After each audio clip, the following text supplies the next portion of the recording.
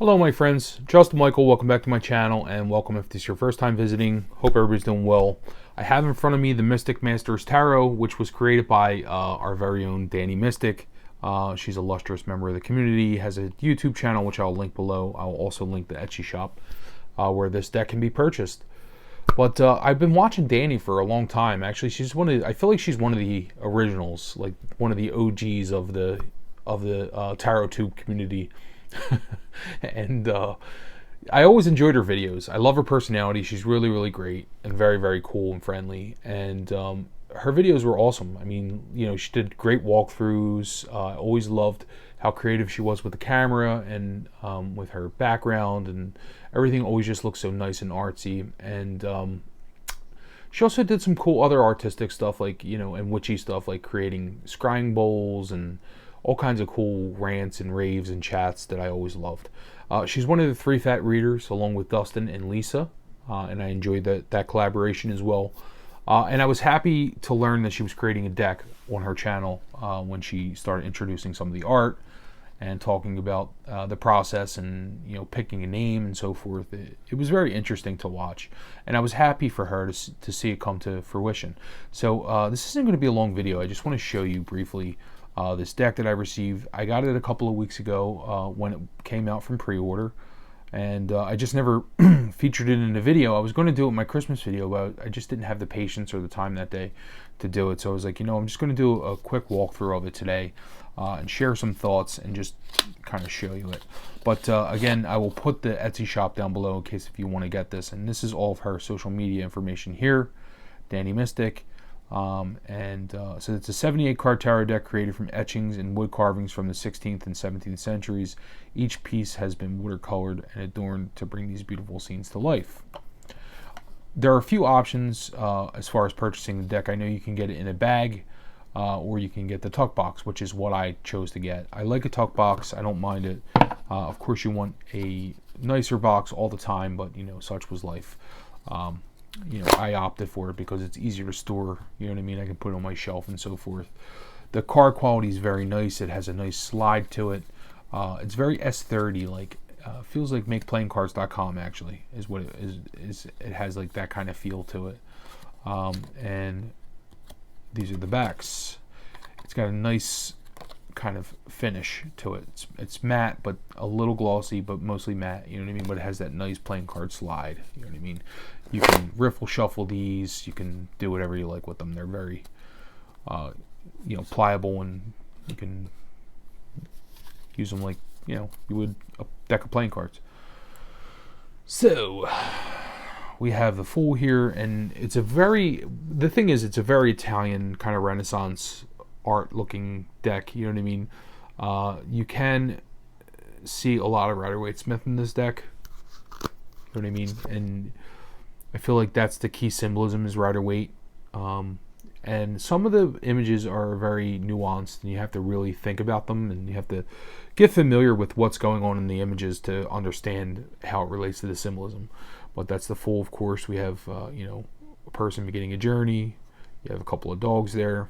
And so that's very much a nod to the Rider-Waite-Smith. We have a female magician.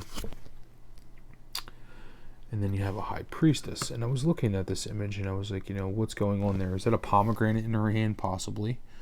And you have a hourglass there, which is like time, you know.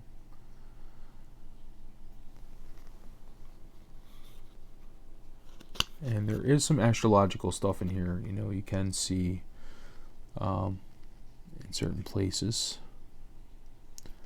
I'll point it out when I see it.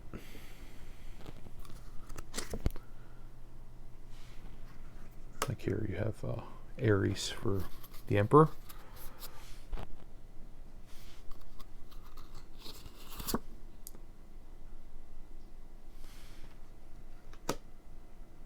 Taurus.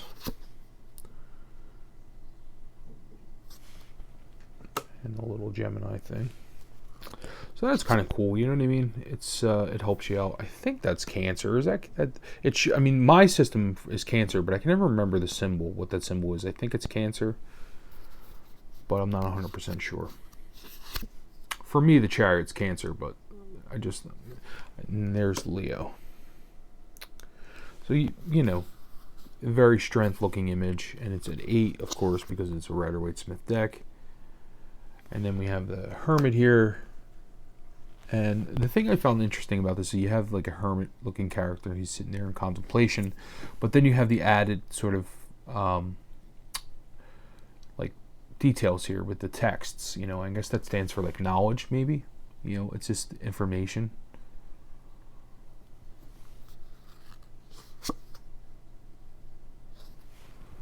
And I'm guessing this is Fortuna or some sort of spintress. And this character here, I'm not sure if that was added or not, but it is very interesting. And it works very well. The majors, I feel like, are very kind of cut and dry. You have Lady Justice. And the Hangman at 12, some sort of martyr. Maybe that's Saint Sebastian, possibly. One of the early martyrs, or it could just be a tyrant or somebody who's being executed. Not quite sure, but you have Death, very dramatic Death card, and Temperance. So all these work really well. She did a very nice job coloring the images in, applying paint and so forth. There's the Devil. And that's a tower that I've seen before. I can never remember what that tower is called. It's not the Leaning Tower of Pisa. It sort of reminds me of that. It looks like it's leaning a little bit. I know it's Italian. I just forget where that is. Maybe it is the Leaning Tower of Pisa. I don't know.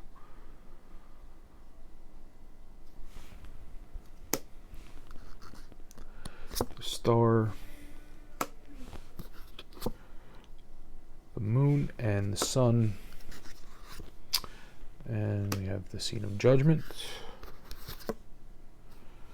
and the World.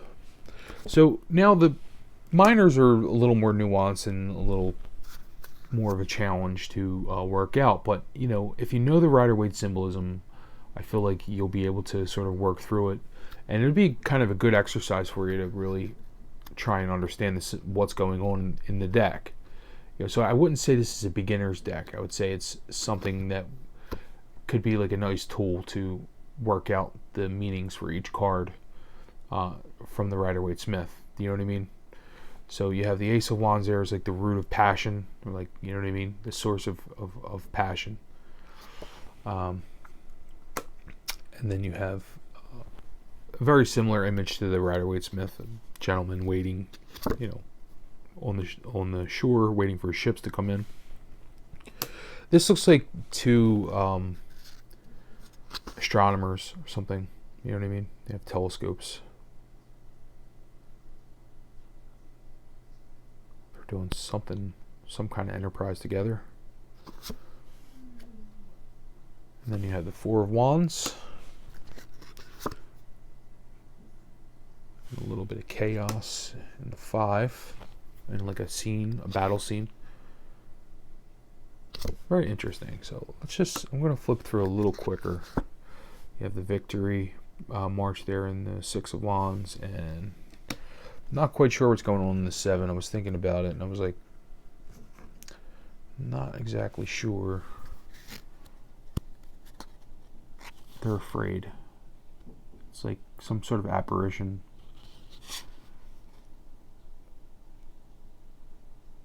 But it's very interesting.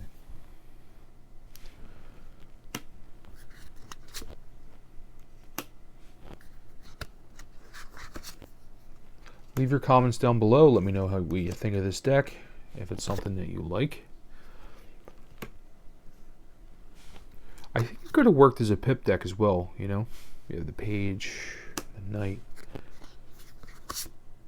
Because it's like an older style deck, that's what I would expect from it. But the fact that it's like that older style Italian kind of art style, you know, that Renaissance look, but it's fully illustrated Rider-Waite-Smith, makes it interesting. And so you have a fountain there for the Ace of Cups, like the source of the element of water, and then the two lovers and the Two of Cups, and then you have the three celebrants. So you can see it's very Rider-Waite-Smith. I really like this deck. It's very different. It's interesting. And the more I sit with it, the more I like it. Because at first I was kind of like, what the hell is going on here? Like, I always love... The artwork was always beautiful. And I was like, you know, really intrigued with it. But I kind of sat with it a few times to kind of work out what I thought about it, you know, because there's a little bit going on in here. You know what I mean? It's not cut and dry in every image, you know what I mean? It's nuanced, and that's kind of good, especially where I'm at my tarot journey. I don't know if it would be good for a beginner, but like I said, but the more I sit with it, the more I start to see what she was doing and where she's coming from. So you have a page there, is like, you know, the playful kind of innocence of the Page of Cups with it, but he's, you know, music, so, you know, he's like a creative type, that sort of playful kind of innocence of the page, you know, works well. Anyway, you'll let me know what you think, and I'm just going to show you the rest here. So the Ace of Swords, you have a gentleman reading a book, you know, it's like the source of knowledge, and again, like the Hermit, you have that the information is back to text. It's like symbolic for knowledge, I guess. Something like that. Two of Swords.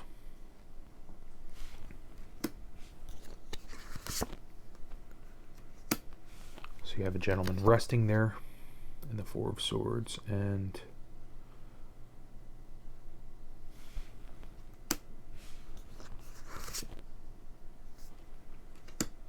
boat in the Six of Swords, and a gentleman walking away in the Seven.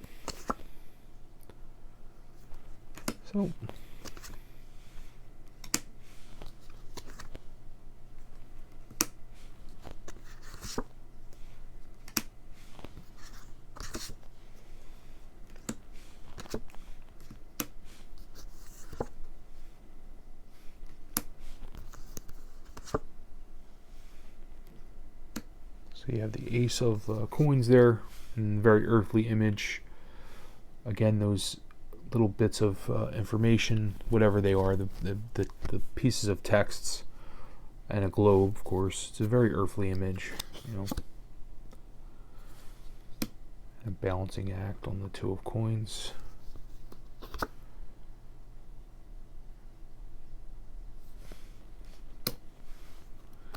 Collaboration in the Three of Coins.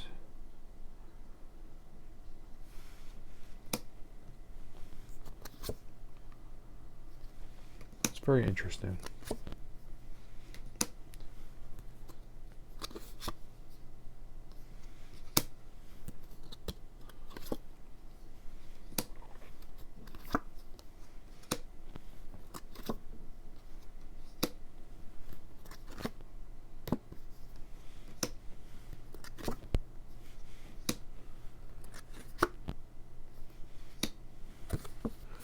And the King of Coins. So that's the deck. So anyway, you'll have to let me know what you think of that. Again, I'll link that down below, the Etsy shop. And I hope you guys are enjoying your holiday season.